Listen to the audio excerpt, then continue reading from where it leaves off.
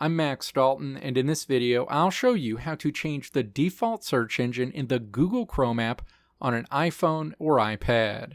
Step 1. Open the Google Chrome app on your iPhone or iPad and then tap the ellipses in the menu on this screen. A menu opens. Step 2. Swipe from right to left in the menu across the top of this screen and then tap Settings in this menu. Step 3. Tap Search Engine in this list of options. The next screen shows you a list of available search engines that you can make the default in the Google Chrome app on your iPhone or iPad. Step 4.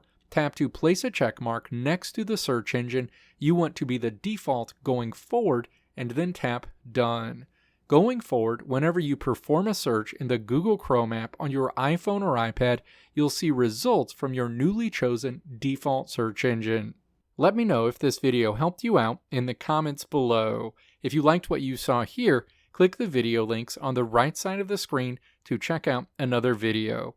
Or click the logo on the left side of the screen to check out my tutorial website at www.maxdalton.how.